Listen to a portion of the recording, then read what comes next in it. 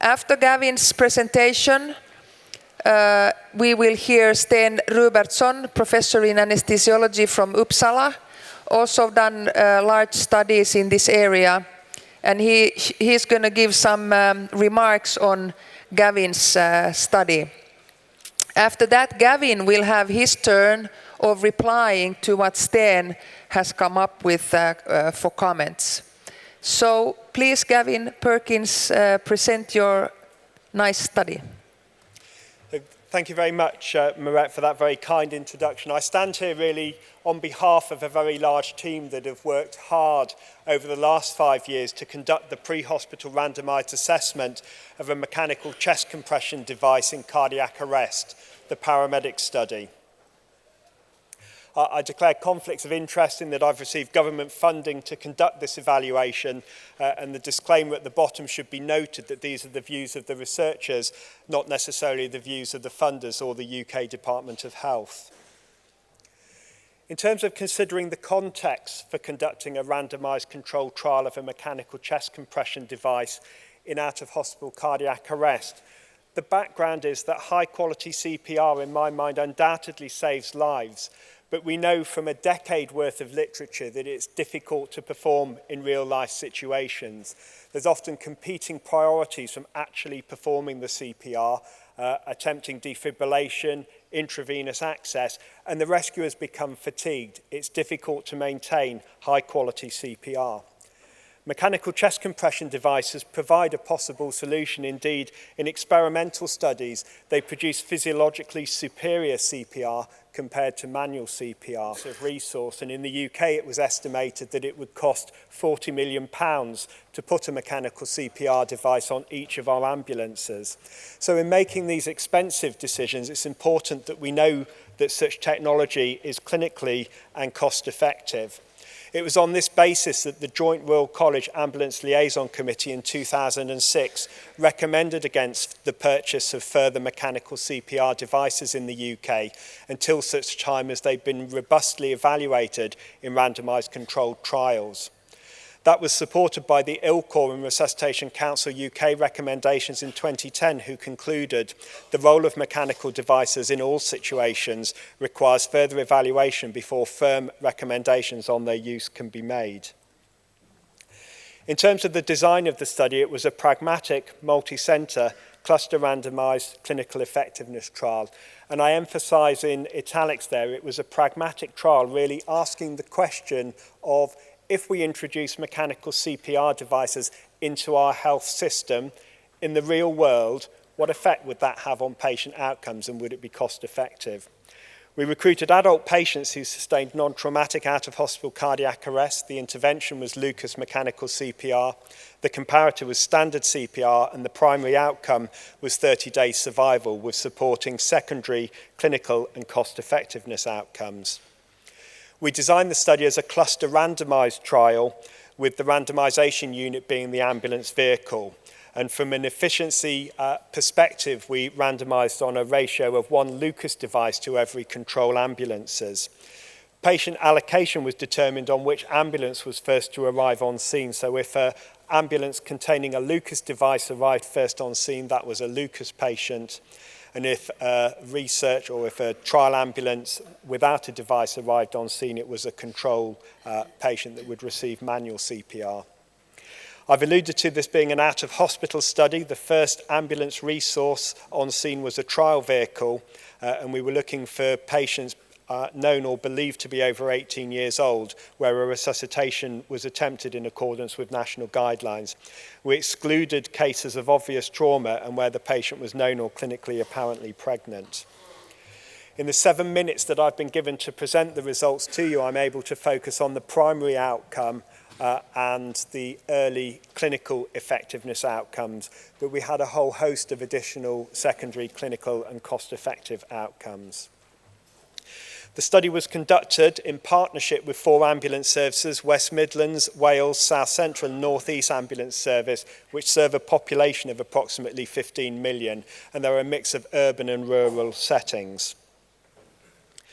Those ambulance services over the study period assessed 16,000 patients, of which 11,000 were not included either because they weren't attended by a tri-vehicle or a resuscitation attempt was not attempted. 4,471 patients were randomised, 1,652 in the Lucas arm and 2,819 in the manual arm, remembering that there was a 1-to-2 allocation. The Lucas device was deployed in 985 cases, and our analytical approach was from an intention to treat basis. We had 100% follow-up in the Lucas arm and 99.9% follow-up in the manual CPR arm. These are the patient demographics, fairly characteristic of the UK population and indeed many populations' characteristics for out-of-hospital cardiac arrest. It's perhaps noteworthy that the bystander CPR rate was lower than some health settings at 42%, and the age of patients was also a little bit older than some health settings. Other than that, things were relatively evenly matched, perhaps with the exception of a VFVT rate of 20% in each arm.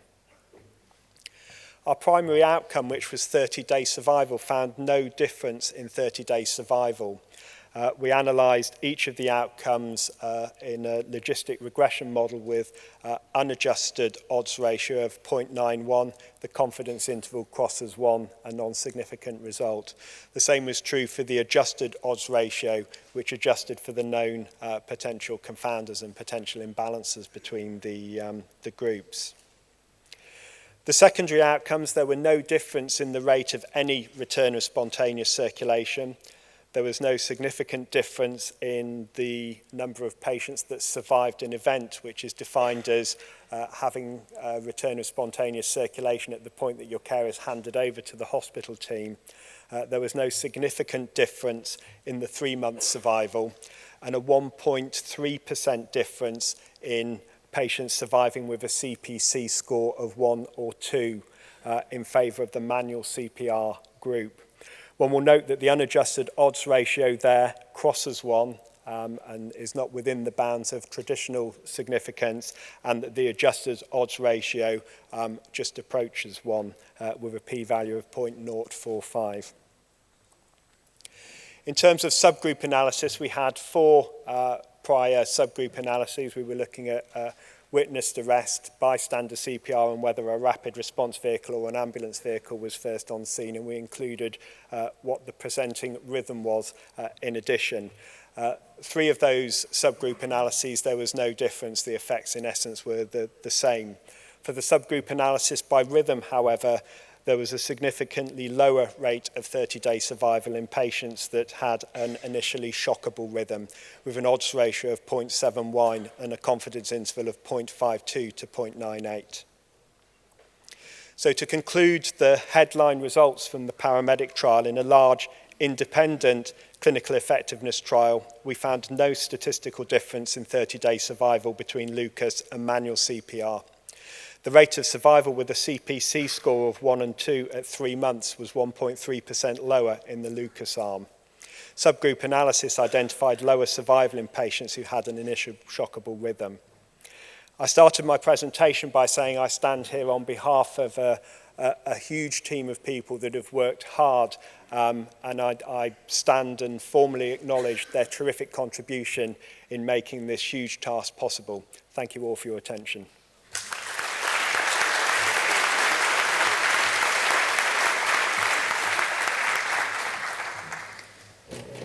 Thank you, Gavin. Really impressive work. And Do you have my presentation? Professor Sten Rubertsson has, I'm sure, some very nasty comments about this study. Well, first I want to congratulate you, Gavin, and your colleagues for doing this study. Both me and Lars know how tough it is to pursue a study like this. And I think you had even less resources than we had behind us for doing it. Anyway, I will have some issues with you to discuss, and I will focus around 3 slides, including training and previous experience. I will talk about compliance, and I will talk about timing of the intervention tested. And I promised Gavin that he can drink as many beers as he wants tonight, and I will pay for them. So, I think it's very crucial that you have a team that's not meeting the device for the first time when they are starting up in a clinical trial. So, I want to know a little bit more about what was the crew's experience of the Lucas device before the study, and how much training did they really get? I mean, Lars, in their study, they did training like crazy. I mean, it's not going to be able to repeat that in normal conditions, I would say. We did something intermediate, and I know that you did a little bit less. And I would like to know a little bit how you thought about that, since you didn't train as much as we did in the link trial, at least. And I think it's very important to do that. Another thing is the compliance. First you screened, I think it was 16,000, and you excluded already 11,000. That's a high exclusion rate from the beginning. Then we come to the compliance. So the compliance one was only 60% in the Lucas arm. So what was the reasons for this low compliance? At least in my head, it comes out that maybe it was so that the crew didn't dare to use the device because they were not trained enough and they didn't have enough experience of the device beforehand. Also, when I think about the crews that we have in our ambulance service, they are meeting a cardiac arrest maybe twice up to 4 times per year. And when you randomize in a 1-to-2 randomization, then they will meet even less the possibility to use the device, i.e. they will have less experience, so when they use it, it might be problems to use it. Also, I don't know what kind of quality tests you performed for knowing that they really followed the algorithms that you were testing. Finally, timing of the intervention tested. I mean, we know that if you are going to test something, it has to be instituted before it's too late. And we also know, for example, from the VF, that the possible success rate decreases over time pretty steeply. So I think it's very important if you say that you have tested something within your service, you need to know a few things. When was really the Lucas device applied? When did the crew put on the device? And was the device brought to the patient bed at all times? And one thing that we had as a problem in the link trial was that we thought that we had created an algorithm that we was going to be able to defibrillate earlier in the Lucas arm. However, in the end, we ended up doing it 1.5 minutes later, which might have affected the results. So these are the ones. I mean, I have many more questions to ask. For example, post-resuscitation care that also affects the 30-day survival. However, I stop here and please, Gavin, I buy you the beers. Thank you, Sten. And Gavin has some answers for you.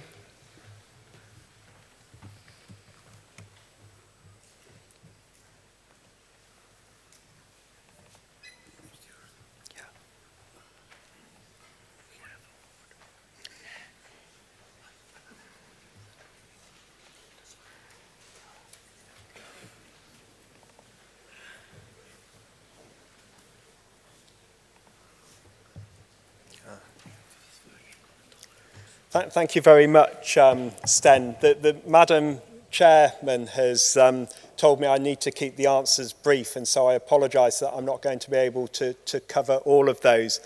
And I apologise also by taking you back to the objective of this study. And this was a pragmatic evaluation of a mechanical chest compression device introduced into a health setting. The question that our commissioners wanted to know was, should we deploy mechanical chest compression devices across our fleet of ambulance services, because the cost of that would be £40 million. This study stands alongside the other 4 large trials that have evaluated mechanical chest compression devices, and none of those trials have shown a survival to discharge. The approach adopted in this trial was one of a pragmatic trial, which was very much to test it in the real-life setting. And so we worked with the ambulance services and asked them the question, if we were to deploy or to give you X hundred Lucas devices, how would you go about training it? And it very much fitted in with the NHS approach of doing that. People received small group training. They received an hour's initial training and a competency assessment linked to that. And then they received refresher training thereafter. Undoubtedly, if we had invested a huge amount more time and resource, both for the people to receive the training, that the results may have been different, although we've seen that there's been another trial recently that invested a lot of resources, yet also concluded that there was no difference between mechanical and high-quality manual CPR. So I think the answer to the questions, recognising the limited amount of time I have to respond, is that the trial was delivered and designed to answer the pragmatic question that was posed to us by our government and posed to us by commissioners of healthcare. Okay, but still, I mean, if you're gonna, I understand that it's a pragmatic trial, but anyway, if you're gonna test something that should be used, you know, in years to come in your system, I must say, you know, I mean, that probably, I am concerned about that they didn't have much experience before the trial started, and also that 1 hour training, in my perspective, it's far too little. And I think there strikes the balance between an efficacy type of trial that has a lot of resource to introduce a research technology versus evaluating a technology in the real world setting. And I think it's worth noting, and I mean, Charles Deacon has actually published the work, and I'm sure will correct me, but I think the average UK paramedic sees a couple of cardiac arrests a year. Is that? So the average ambulance paramedic will see between 1 and 2 cardiac arrests a year.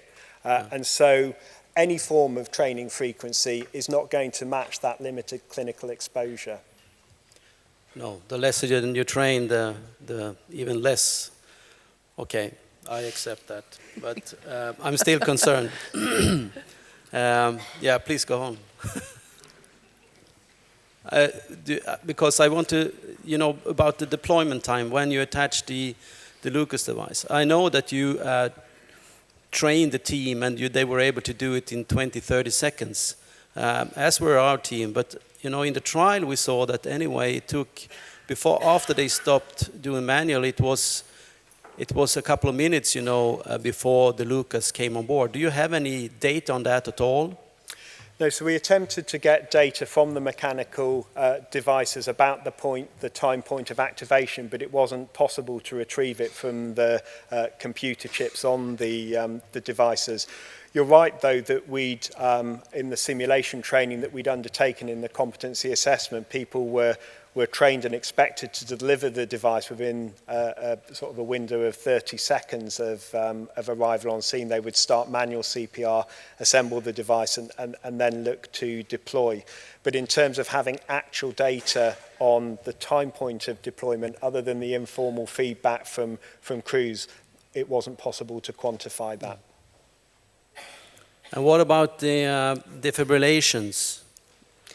And again, I think perhaps potentially drawing on some of your data from the LINK study and also some of Lars' data from the CERCP trial, is that our expectation is that the time point to defibrillation was delayed through the deployment of a mechanical chest compression device. So although the approach was the same, start CPR, deploy the device, that extra 30 or 40 seconds that it may take to deploy the device is likely to have led to a delay in the time to first shock. Yeah, because I'm going to show a algorithm tomorrow about that. I think you definitely should, defibrillate before you deploy the machine, because otherwise you delay the defibrillation so much. And I think that definitely has an impact. Now you had only about 20% of VF, but anyway, I mean, for sure you treated the manual group differently than you did in the mechanical group. And I agree, although in agreeing, it is part and parcel of the intervention that was being delivered that deploying a mechanical CPR device takes more time than continuing with manual chest compressions whilst assembling a defibrillator. Yeah, but I think you should take the chance to defibrillate before you deploy the machine. Yes, no, I mean, I certainly, in light of these findings, I absolutely, take on board these. And of course, since then, the analyse early versus analyse late original trial in the New England Journal and their follow-up study, I think in the Annals of Internal Medicine is really, at least in my mind, emphasised in this type of patients where you've got a VF rate of about 20%, that we should be shocking first, not CPRing first. Finally, the compliance. You need to say something about that. So in terms of compliance, and again, we can break the compliance into trial-related and other reasons. And I think in considering compliance, again, it is the design approach that this study took, which is if you equip an ambulance with a mechanical chest compression device, not only is it important that there's the device on the ambulance, but it's important that they actually use the device. And so this study captured all of the difficulties at times of mobilizing and potentially moving a mechanical device to a scene. So we'd categorized the reasons for non-compliance into those that were trial-related and those that were not possible. And indeed, we've done a form of per protocol analysis known as a case analysis, which statistically adjusts for compliance, and that doesn't alter the overall findings from the intention to treat analysis. Yeah. But I think, though, Gavin, this figure shows that probably your crew were not trained enough and they didn't have enough experience before the trial started. Okay, Gavin, you can answer by a beer later on.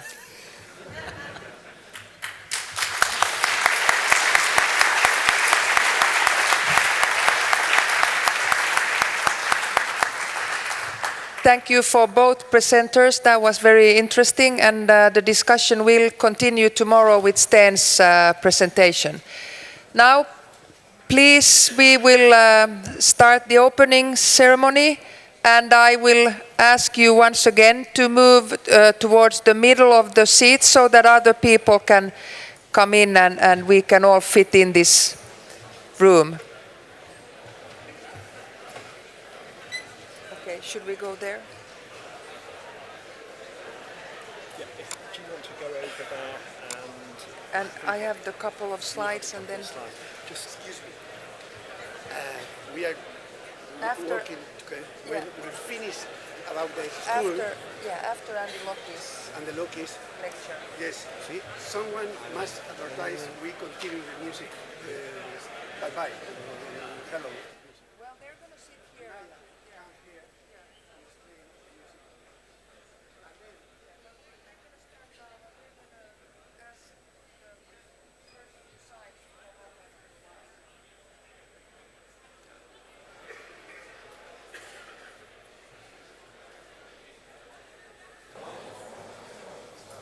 To welcome you all to this Congress in Bilbao, Resuscitation 2014. Now I got it right. The sun is shining and the Spanish Council has made a fantastic job with the Congress. I know the food in Bilbao is very, very good.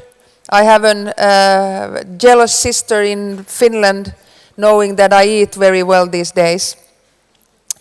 It's going to be a fantastic adventure to have all you here, and I hope that we have time to discuss many, many questions in the days to come.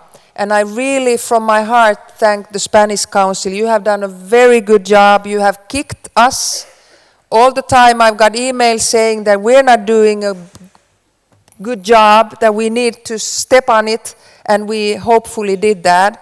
And now we're here with Gavin to open this Congress. We have 919 registrations, which is much more than we ever imagined that we would have. So we are really, really happy that all of you decided to be here with us today. We have participants not only from Europe, we have participants from 59 countries. And not only speakers, but also participants. Indonesia, China, you can see the map is almost covering the whole world, which is fantastic because that's why we have these face-to-face meetings, to learn from each other and build up our systems to save lives.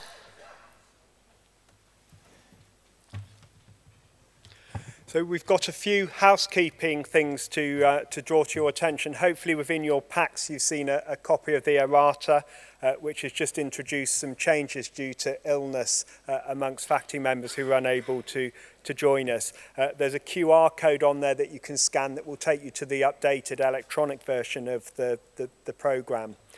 I'd encourage those of you that haven't already registered for the hands-on session to go to the ERC booth, which is just to the right of the registration desk, to sign up for those hands-on session.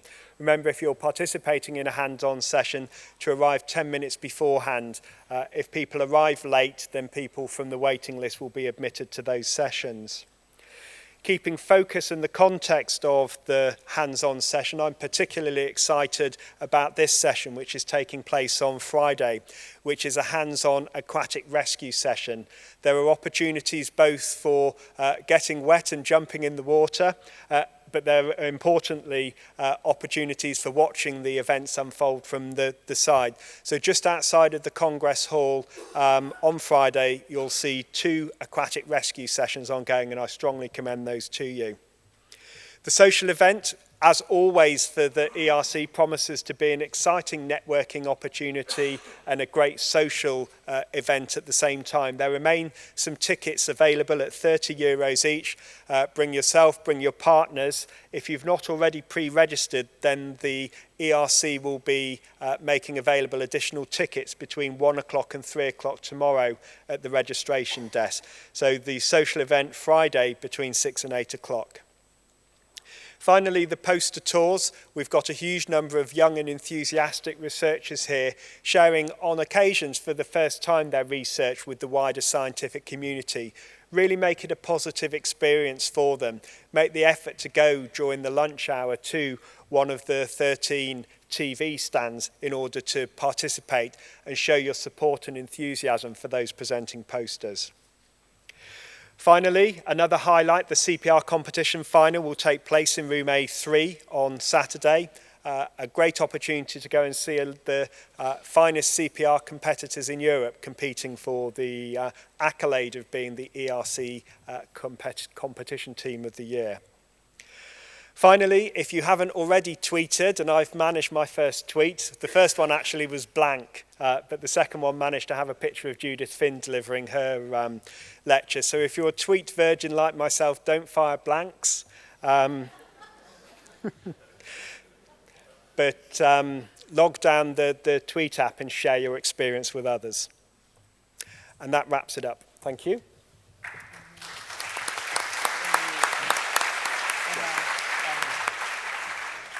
So we now move from the housekeeping element to the more formal aspects of the opening ceremony, and the first of which is to invite the Spanish Resuscitation Council representatives to come and join the chair of the European Resuscitation Council for signing a joint contract and partnership together.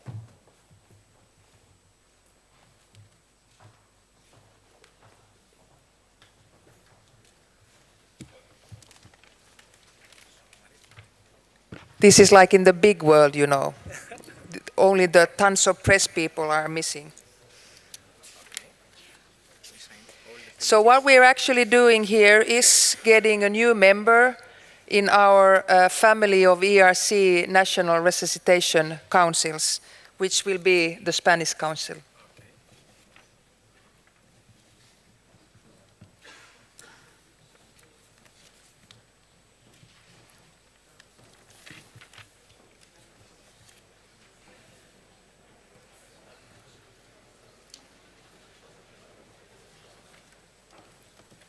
Yes, thank you. It's a pleasure. Nice to meet you. Yes.